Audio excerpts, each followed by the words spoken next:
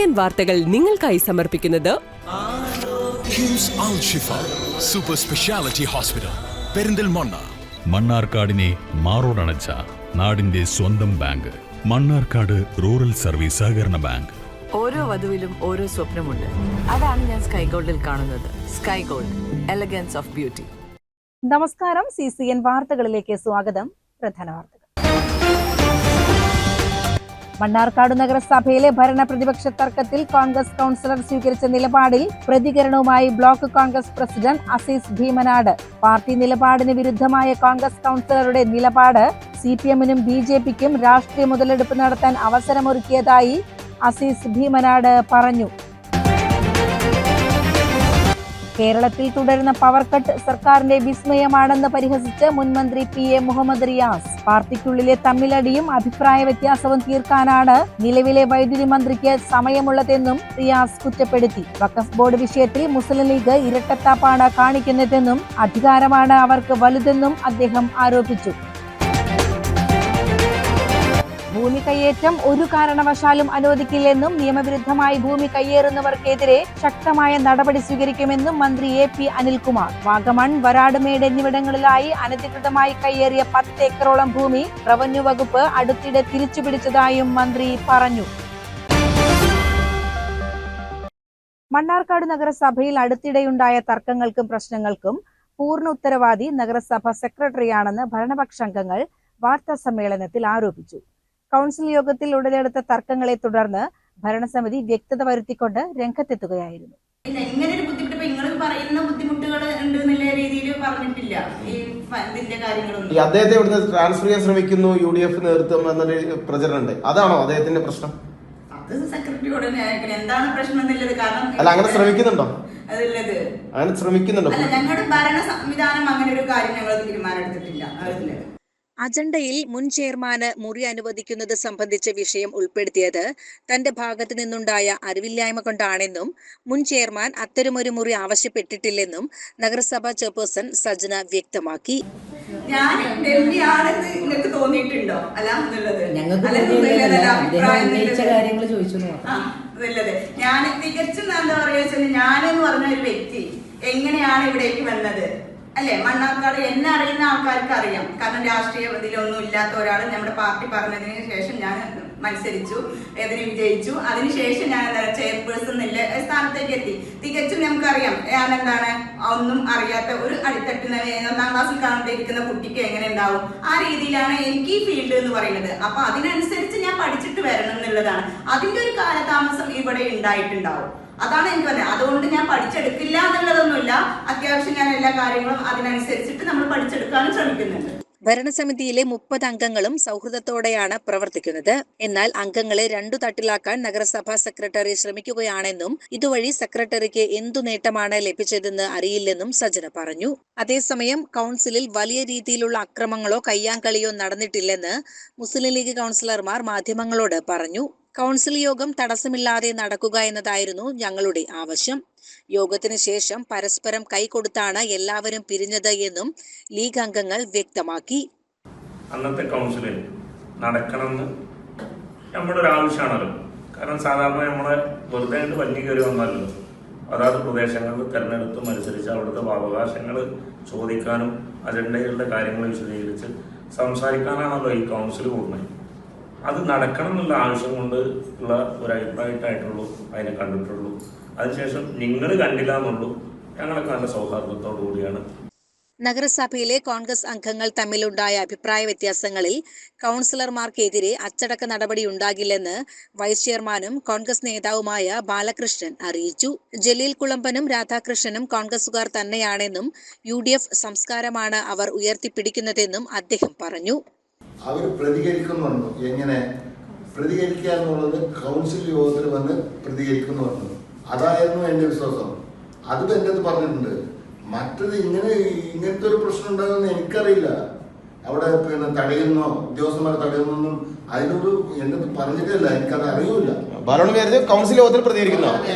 പിന്നെ അവരുടെ അവകാശങ്ങൾ എനിക്ക് നിഷേധിക്കാൻ പറ്റുമോ? അവർക്ക് അവരുടെ അവകാശങ്ങളുണ്ട്, അവർ സംസാരിക്കാൻ അവകാശമുണ്ട്. പാർലമെന്ററി പാർട്ടി ലീഡറാണെങ്കിലും അവരുടെ സംസാരിക്കാനുള്ള അവകാശം ഞാൻ നിഷേധിക്കാൻ പറ്റില്ലല്ലോ.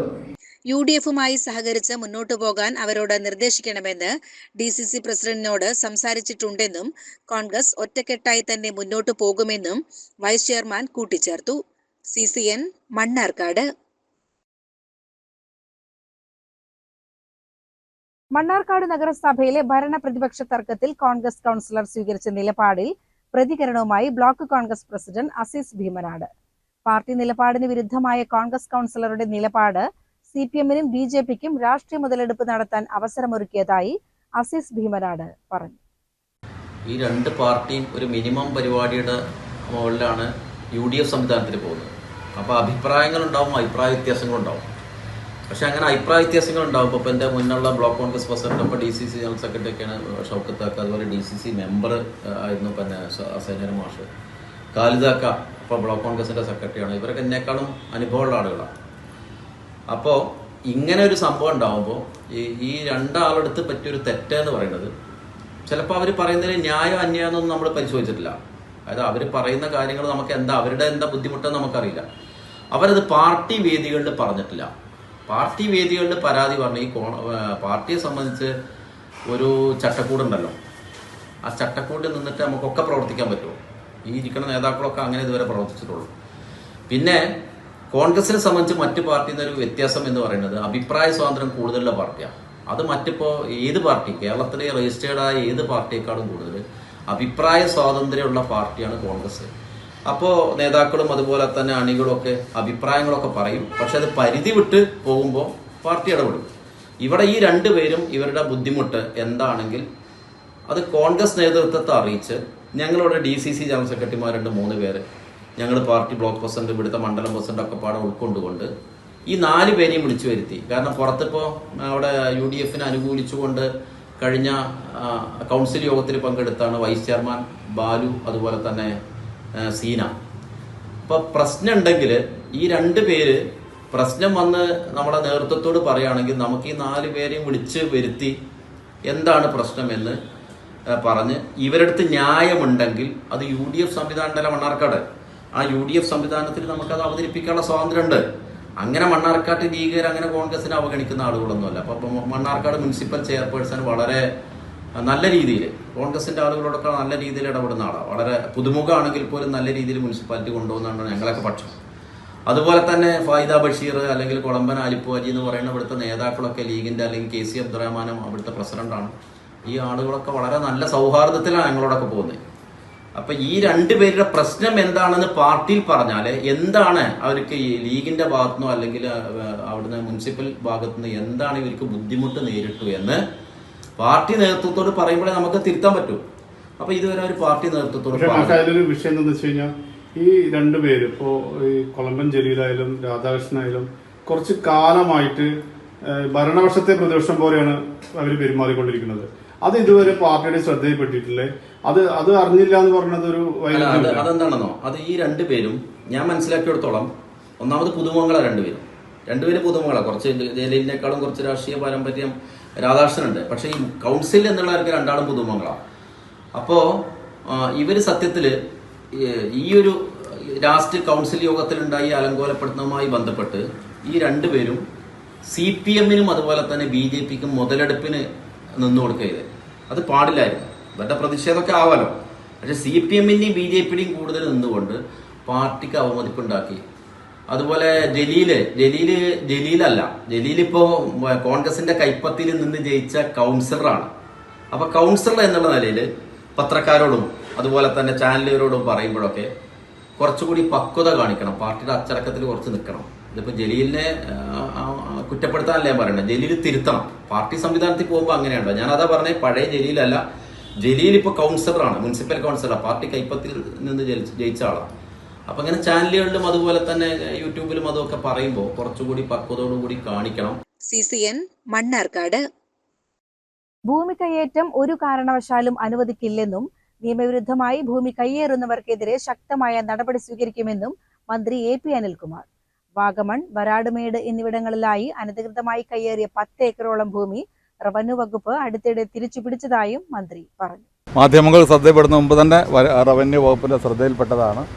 അതുമായി ബന്ധപ്പെട്ട് വാഗമൺ, വരാട്ടുമേട് ഏതാണ്ട് 10 ഏക്കർ സ്ഥലം കയ്യേറിയതായി ശ്രദ്ധയിൽപ്പെടുകയും റവന്യൂ വകുപ്പ് ഉദ്യോഗസ്ഥന്മാർ അവിടെ ചെന്ന് അവിടെ താൽക്കാലികമായ ഒരു കെട്ടിടം നിർമ്മിച്ചിരുന്നു.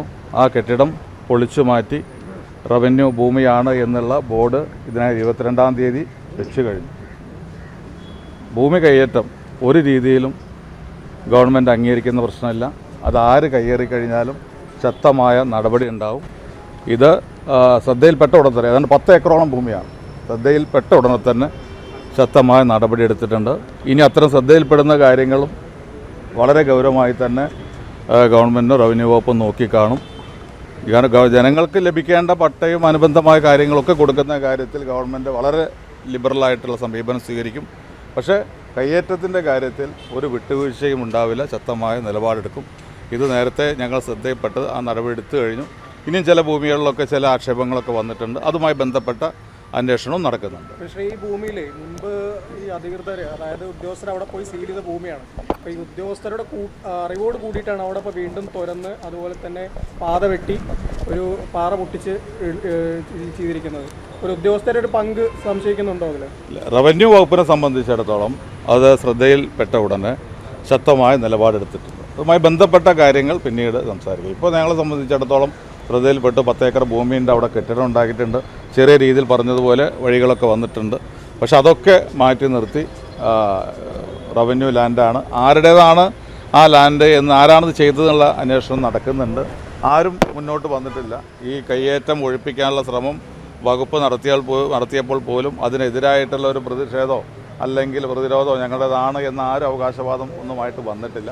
അപ്പോൾ ആരാണ് ഗവൺമെൻറ് ലാൻഡിൽ ഇതുപോലെ താൽക്കാലിക കെട്ടിടമാണെങ്കിൽ, താൽക്കാലികമായിട്ടുള്ള സംവിധാനമാണെങ്കിൽ പോലും ഉണ്ടാക്കിയത് എന്നതിനെക്കുറിച്ചും അന്വേഷിക്കുന്നുണ്ട്. ഈ വലിയ മാഫിയാണ് പണ്ടൊക്കെ ഇടുക്കിയിൽ വലിയ മാഫിയ, ആ മാഫിയ തന്നെയാണോ അത് വീണ്ടും നിലനിർത്തുകയാണോ? അല്ല, ഞാനതിൻ്റെ വിശദാംശങ്ങളിലേക്ക് പോകുന്നില്ല. ഞങ്ങളെ സംബന്ധിച്ചിടത്തോളം 100% കയ്യേറ്റങ്ങൾ എവിടെ ശ്രദ്ധയിൽപ്പെട്ട് കഴിഞ്ഞാലും അത് ഒഴിപ്പിക്കാനുള്ള നടപടിയെടുക്കും. അത്തരം നിർദ്ദേശം റവന്യൂ വകുപ്പ് ഉദ്യോഗസ്ഥന്മാർക്ക് ശക്തമായി തന്നെ നൽകിയിട്ടുണ്ട്. ഉദ്യോഗസ്ഥന്മാർ ആ രീതിയിൽ തന്നെ അതിനെ കാണുകയും ആ നടപടികൾ സ്വീകരിക്കുകയും ചെയ്യുന്നുണ്ട്. CCN മലപ്പുറം. നാട്ടിൻപുറങ്ങളിൽ വ്യാപകമായി ചെയ്തുവരുന്ന കപ്പ കൃഷിയിൽ രോഗബാധ പടർന്നതോടെ പ്രദേശത്തെ കർഷകർ വലിയ പ്രതിസന്ധിയിൽ. ജില്ലയുടെ പടിഞ്ഞാറൻ മേഖലയായ തച്ചനാട്ടുകര പഞ്ചായത്തിലും സമീപ പ്രദേശങ്ങളിലുമാണ് കുമിൾ രോഗം മൂലം കപ്പ കൃഷി വൻതോതിൽ നശിച്ച് കർഷകർ നഷ്ടത്തിലായിരിക്കുന്നത്. ഫ്യൂസേറിയം ഫംഗസ് ബാധ മൂലം കപ്പയുടെ ചുവടുഭാഗം ചീഞ്ഞഴുകുന്ന രോഗാവസ്ഥയാണിത്. നൈട്രജൻ അളവ് കൂടുതലുള്ള മണ്ണിലാണ് ഈ ഫംഗസ് പ്രധാനമായും ബാധിക്കുന്നത്. നടീൽ വസ്തുക്കൾ, മണ്ണ്, വെള്ളം എന്നിവയിലൂടെയാണ് രോഗസംക്രമണം ഉണ്ടാകുന്നതെന്ന് കൃഷിയിൽ പരിചയസമ്പന്നരായവർ വ്യക്തമാക്കുന്നു. നെൽപ്പാടങ്ങളിൽ ഇറക്കിയ കപ്പ കൃഷിയാണ് രോഗബാധ കൂടുതൽ രൂക്ഷമായി ബാധിച്ചിട്ടുള്ളത്. ഞങ്ങൾ ഇത് ഒക്കെ ഒരു 9 ഏക്കറോളം ഏകദേശം വരുന്ന ഇവിടെ സ്ഥലങ്ങളാണ്. അതിലെല്ലാവർക്കും ഉണ്ട് ഈ കംപ്ലൈൻറ്റ് പറയുന്നത്. അപ്പോൾ ഇത് പാട്ടം കൊടുക്കാൻ പോലും ഞങ്ങൾക്ക് കിട്ടാത്തൊരവസ്ഥയാണ് ഇപ്പോൾ ഞങ്ങൾക്ക് തുടർന്ന് വരുന്നത്. അതുകൊണ്ട് ആണ് ഞങ്ങൾ എന്താ ചെയ്യേണ്ടതെന്നുള്ളത് ഞങ്ങൾക്കൊരു പരിഭ്രമത്തിലാണ് ഞങ്ങൾ. കുറഞ്ഞ ചിലവിൽ മെച്ചപ്പെട്ട വരുമാനം ലഭിക്കുമെന്ന പ്രതീക്ഷയിലാണ് പലരും പാട്ടത്തിനെടുത്ത ഭൂമിയിൽ കപ്പ കൃഷി ഇറക്കിയത്.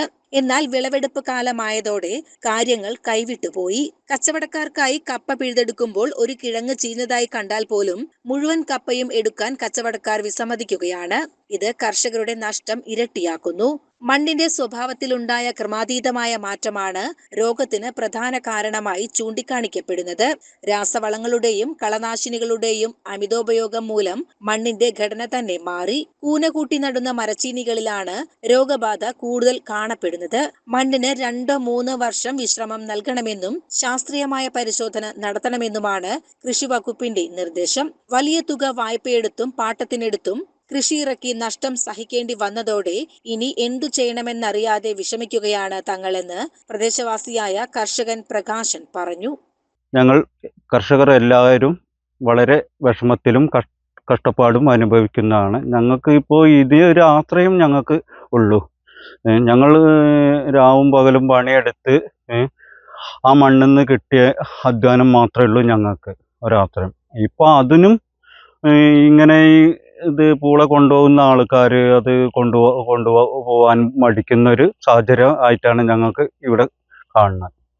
അപ്പോൾ അത് ഈ എന്തിൽ നിന്നാണ് വരുന്നത് എന്നുള്ളത് ഞങ്ങൾക്കറിയില്ല. കപ്പ മുകൾ കണ്ടു കഴിഞ്ഞാൽ ഒരു കേടുമില്ല, പറിച്ചു കഴിഞ്ഞു കഴിഞ്ഞാൽ ഞങ്ങൾക്ക് ചീച്ചൽ വന്നിട്ട് തറി മൊത്തത്തിൽ അളിഞ്ഞ് നാശായ വെള്ളം നിന്ന് അളിഞ്ഞ് ചീഞ്ഞ പോലെയാണ് ഞങ്ങൾക്ക് വരുന്നത്. CCN ചത്തല്ലൂർ. കേരളത്തിൽ തുടരുന്ന പവർ കട്ട് സർക്കാരിന്റെ വിസ്മയമാണെന്ന് പരിഹസിച്ച് മുൻ മന്ത്രി PM മുഹമ്മദ് റിയാസ്. പാർട്ടിക്കുള്ളിലെ തമ്മിലടിയും അഭിപ്രായ വ്യത്യാസവും തീർക്കാനാണ് നിലവിലെ വൈദ്യുതി മന്ത്രിക്ക് സമയമുള്ളതെന്നും റിയാസ് കുറ്റപ്പെടുത്തി. വഖഫ് ബോർഡ് വിഷയത്തിൽ മുസ്ലിം ലീഗ് ഇരട്ടത്താപ്പാണ് കാണിക്കുന്നതെന്നും അധികാരമാണ് അവർക്ക് വലുതെന്നും അദ്ദേഹം ആരോപിച്ചു. കേരളത്തിൽ 10 വർഷത്തിന് ശേഷം വീണ്ടും വന്ന പവർ കട്ടും ലോഡ് ഷെഡിങ്ങും അവസാനിപ്പിച്ച് വൈദ്യുതി മേഖലയിലെ മിസ്മാനേജ്മെന്റിന് പരിഹാരം കാണാൻ UDF സർക്കാർ മുൻകൈ എടുക്കുക എന്ന് പറഞ്ഞുകൊണ്ട് ഇതുപോലെ പ്രതിഷേധങ്ങൾ സംഘടിപ്പിക്കപ്പെടുകയാണ്. മിസ്മാനേജ്മെന്റാണ് വൈദ്യുതി മേഖലയെ ഈ പ്രതിസന്ധിയിലേക്ക് എത്തിച്ചതെന്ന് നമുക്കറിയാം. ചെറിയ വിലക്ക് കർണാടകയിൽ നിന്ന് 9 രൂപ 2 പൈസക്ക് വൈദ്യുതി കിട്ടാനുള്ള സാധ്യത ഉണ്ടായിട്ട് പോലും അത് ഉപയോഗപ്പെടുത്താൻ കോൺഗ്രസ് ഭരിക്കുന്ന സംസ്ഥാനമാണ് കർണാടക എന്ന് സാധ്യത ഉണ്ടായിട്ട് പോലും അതിന് തയ്യാറാകാൻ വൈദ്യുതി മന്ത്രിയോ മുഖ്യമന്ത്രിയോ സർക്കാരോ തയ്യാറായിട്ടില്ല. വൈദ്യുതി മന്ത്രി KPCC പ്രസിഡന്റിന്റെ ജോലിയാണ് ഇപ്പോൾ നിർവഹിച്ചുകൊണ്ടിരിക്കുന്നത്. അതിനാണ് സമയം മുഴുവൻ ചെലവഴിക്കുന്നത്.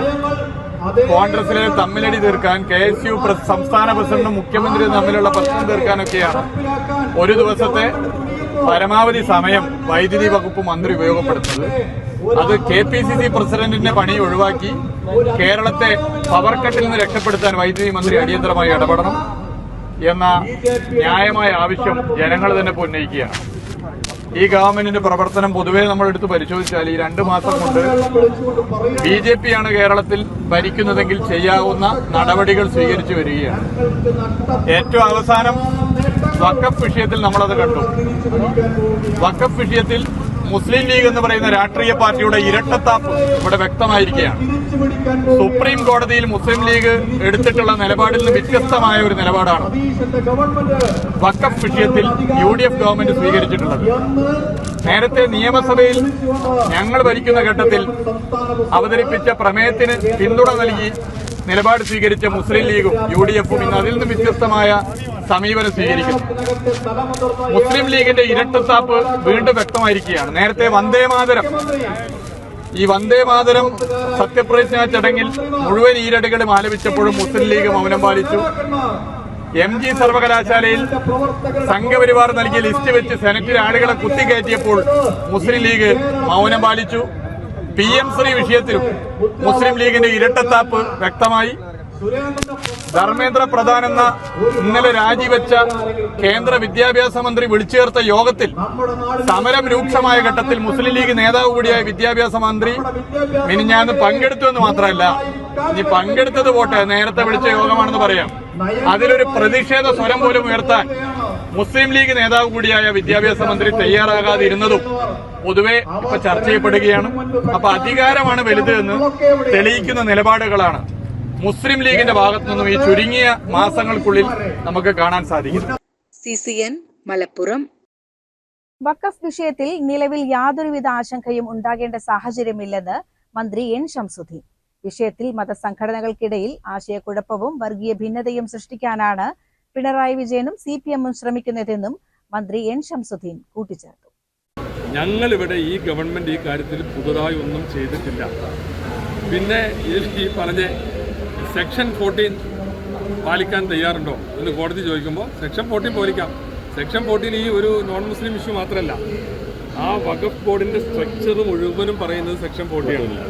മുത്തവല്ലിയെ വെക്കേണ്ട കാര്യം, ഇസ്ലാമിക് സ്കോളറെ വെക്കേണ്ട കാര്യം, പൊതുപ്രവർത്തകരെ വെക്കേണ്ട കാര്യം, ഇതെല്ലാം പറയുന്ന കൂട്ടത്തിൽ പറയണത് 14 ഒരു ഉപവകുപ്പാണ് 2 നോൺ മുസ്ലിംസിനെ കൂടി വെക്കണം എന്നാണ് പറയുന്നത്. അപ്പോൾ സെക്ഷൻ 14 അംഗീകരിക്കാൻ തയ്യാറാന്ന് പറഞ്ഞാൽ അതിൻ്റെ വളരെ ചെറിയൊരു പാർട്ട് മാത്രമാണിത്. അതല്ല ഞങ്ങൾ ഉദ്ദേശിച്ചത്.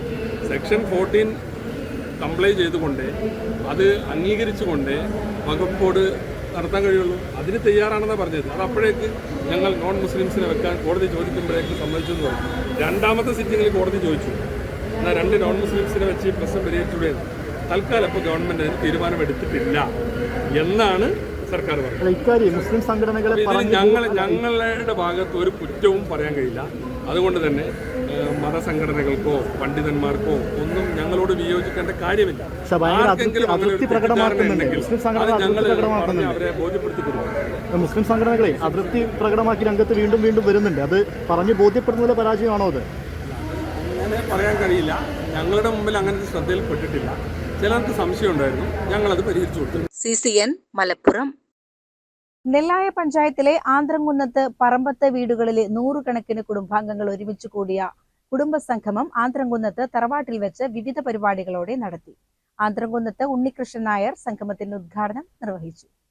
പറമ്പത്ത് രാമൻകുട്ടി നായർ അധ്യക്ഷത വഹിച്ചു. ദിവംഗതരായ കുടുംബങ്ങൾക്ക് ആദരാഞ്ജലികൾ, മുതിർന്ന കുടുംബങ്ങൾക്ക് ആദരായണങ്ങൾ, വിവിധ മേഖലകളിൽ നേട്ടങ്ങൾ കൈവരിച്ച അംഗങ്ങൾക്ക് അനുമോദനങ്ങൾ എന്നിവ നടത്തി. ഇരു തറവാടുകളുടെയും കുടുംബ ചരിത്ര പുസ്തകമായ തായ് വേരുകളുടെ കരടുരേഖ നെല്ലായ പഞ്ചായത്ത് അംഗവും ഒറ്റപ്പാലം താലൂക്ക് ഗ്രന്ഥശാല കൗൺസിൽ അധ്യക്ഷനുമായ ഐ ഷാജു പ്രകാശനം ചെയ്ത് സംസാരിച്ചു. Jayakumar Ullas, A Venugopalan, doctor K Ajith, Sheeba CS, A Ramachandran, Beena എന്നിവർ ആശംസകൾ നേർന്ന് സംസാരിച്ചു. കുടുംബാംഗങ്ങൾ അവതരിപ്പിച്ച സാംസ്കാരിക പരിപാടികൾ, ചർച്ചകൾ, വിലയിരുത്തലുകൾ എന്നിവകളും ഉണ്ടായിരുന്നു. നെല്ലായ പഞ്ചായത്ത് മുൻ പ്രസിഡന്റും അധ്യാപകനും പ്രമുഖ സാമൂഹ്യ രാഷ്ട്രീയ പ്രവർത്തകനുമായിരുന്ന എ ബാലൻ മാസ്റ്ററുടെ ജന്മഗൃഹമായിരുന്നു അന്ത്രംകുന്നത്ത് തറവാട്. CCN ചെറുപ്പുളശ്ശേരി. കുമരംപുത്തൂരിൽ DYFI Mannarkkad block committee Delhi സമരവിജയത്തിൽ വിജയാഘോഷം സംഘടിപ്പിച്ചു. SFI പാലക്കാട് ജില്ലാ പ്രസിഡന്റ് മുഹമ്മദ് ഷാദുലി ഉദ്ഘാടനം ചെയ്തു.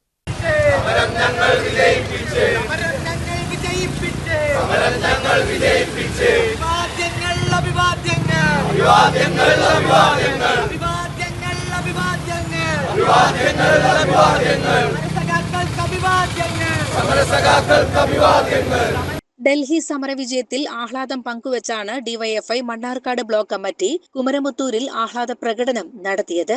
SFI പാലക്കാട് ജില്ലാ പ്രസിഡന്റ് മുഹമ്മദ് ഷാദുലി ഉദ്ഘാടനം ചെയ്തു. നരേന്ദ്രമോദി സർക്കാരിനോട് പറയാൻ വേണ്ടി ആഗ്രഹിക്കുന്നു, ദൈവത്തിന്റെ പ്രതീകമാണ് നിങ്ങളെന്ന് നിങ്ങൾ ദൈനംദിനം പ്രഖ്യാപിച്ചിരുന്നു. 22 അമ്മമാരുടെ കണ്ണുനീര് ഈ രാജ്യം കണ്ടിട്ടുണ്ട്. അതെന്തിന്റെ പേരിലാണ്? നീറ്റ് പരീക്ഷയുടെ എക്സാമിന്റെ പേരിൽ മനം നൊന്ത് ഇല്ലാതാക്കപ്പെട്ടു പോയ 22 ജീവനുകൾ രാജ്യത്തുണ്ട്. നിങ്ങൾ ഏത് ദൈവത്തിന്റെ പ്രതിരൂപമാണെങ്കിലും ആ 22 അമ്മമാരുടെ കണ്ണുനീര് വീണതുകൊണ്ടാണ് നിങ്ങളിങ്ങനെ ഭസ്മമായി തീരുന്നത്, നിങ്ങളിങ്ങനെ ഉരുകിത്തീരുന്നത്. ഏത് ദൈവത്തിന്റെ പ്രതീകമാണ് നിങ്ങളെന്ന് ദൈനംദിനം വിളിച്ചു പറഞ്ഞാലും ആ കണ്ണുനീരിന് കാലം കാത്തുവച്ച മറുപടിയാണ് ധർമ്മേന്ദ്ര പ്രധാന്റെ ഈ രാജി എന്ന് പറയുന്നത്. DYFI Mannarkkad block secretary Shaheer Ali മുഖ്യപ്രഭാഷണം നടത്തി. ബർത്ത്ഡേ പാർട്ടി ആഘോഷിക്കാൻ വേണ്ടി ആളുകളെ വിളിച്ചു കൂട്ടിയിട്ടാണെങ്കിൽ പോലും രാഹുൽ ഗാന്ധി തന്ത്രപരമായി ആളുകളെ സമരത്തിലേക്ക് എത്തിച്ചു. കേരളത്തിൽ നിന്നും തെരഞ്ഞെടുത്തയച്ച MP-മാരുൾപ്പെടെയുള്ള ആളുകളെ ഒരു ഫേസ്ബുക്ക് പോസ്റ്റ് ഇടാൻ വേണ്ടിയിട്ടാണെങ്കിൽ പോലും അവരെയെല്ലാം സമരത്തിന്റെ ഭാഗമായി പ്രധാനമന്ത്രിയുടെ ഓഫീസിന്റെ മുമ്പിലേക്കെങ്കിലും പ്രധാനമന്ത്രിയുടെ വീടിന്റെ മുമ്പിലേക്കെങ്കിലും എത്തിക്കാൻ വേണ്ടി ഈ നാട്ടിലെ ഇന്ത്യൻ നാഷണൽ കോൺഗ്രസിന് സാധിച്ചപ്പോൾ നിങ്ങൾ നോക്കൂ, സംഘപരിവാരത്തിനെതിരെ ഏറ്റവും അധികം ശബ്ദിക്കേണ്ട, സംഘപരിവാരത്തിനെതിരെ നിലപാടെടുക്കേണ്ട ഇന്ത്യൻ യൂണിയൻ മുസ്ലിം ലീഗ് എടുത്ത നിലപാടും അതിന്റെ പ്രതിനിധികളെടുത്ത നിലപാടും മണ്ണാർക്കാടിനെ സംബന്ധിച്ച് അപമാനകരമാണ് എന്ന് പറഞ്ഞു വെക്കാതിരിക്കാൻ. CCN മണ്ണാർക്കാട്. പ്രധാന വാർത്തകൾ ഒരിക്കൽ കൂടി. മണ്ണാർക്കാട് നഗരസഭയിലെ ഭരണ പ്രതിപക്ഷ തർക്കത്തിൽ കോൺഗ്രസ് കൗൺസിലർ സ്വീകരിച്ച നിലപാടിൽ പ്രതികരണവുമായി block Congress president Azeez Bheemanad. Party നിലപാടിന് വിരുദ്ധമായ കോൺഗ്രസ് കൗൺസിലറുടെ നിലപാട് CPM-നും BJP-ക്കും രാഷ്ട്രീയ മുതലെടുപ്പ് നടത്താൻ അവസരമൊരുക്കിയതായി അസീസ് ഭീമനാട് പറഞ്ഞു. കേരളത്തിൽ തുടരുന്ന പവർ കട്ട് സർക്കാരിന്റെ വിസ്മയമാണെന്ന് പരിഹസിച്ച് മുൻമന്ത്രി PA മുഹമ്മദ് റിയാസ്. പാർട്ടിക്കുള്ളിലെ തമ്മിലടിയും അഭിപ്രായ വ്യത്യാസവും തീർക്കാനാണ് നിലവിലെ വൈദ്യുതി മന്ത്രിക്ക് സമയമുള്ളതെന്നും റിയാസ് കുറ്റപ്പെടുത്തി. വഖഫ് ബോർഡ് വിഷയത്തിൽ മുസ്ലിം ലീഗ് ഇരട്ടത്താപ്പാണ് കാണിക്കുന്നതെന്നും അധികാരമാണ് അവർക്ക് വലുതെന്നും അദ്ദേഹം ആരോപിച്ചു. ഭൂമി കയ്യേറ്റം ഒരു കാരണവശാലും അനുവദിക്കില്ലെന്നും നിയമവിരുദ്ധമായി ഭൂമി കയ്യേറുന്നവർക്കെതിരെ ശക്തമായ നടപടി സ്വീകരിക്കുമെന്നും മന്ത്രി AP അനിൽകുമാർ. വാഗമൺ, വരാടുമേട് എന്നിവിടങ്ങളിലായി അനധികൃതമായി കയ്യേറിയ 10 ഏക്കറോളം ഭൂമി റവന്യൂ വകുപ്പ് അടുത്തിടെ തിരിച്ചുപിടിച്ചതായും മന്ത്രി പറഞ്ഞു. ഇതോടെ CCN വാർത്തകൾ സമാപിക്കുന്നു. നമസ്കാരം. CCN വാർത്തകൾ നിങ്ങൾക്കായി സമർപ്പിച്ചത് കിംസ് അൽ ഷിഫ സൂപ്പർ സ്പെഷ്യാലിറ്റി ഹോസ്പിറ്റൽ പെരിന്തൽമണ്ണ. മണ്ണാർക്കാടിനെ മാറോടണച്ച നാടിന്റെ സ്വന്തം ബാങ്ക് മണ്ണാർക്കാട് റൂറൽ സർവീസ് സഹകരണ ബാങ്ക്. ഓരോ വധുവിലും ഓരോ സ്വപ്നമുണ്ട്. അതാണ് ഞാൻ സ്കൈ ഗോൾഡിൽ കാണുന്നത്. Sky gold, elegance of beauty.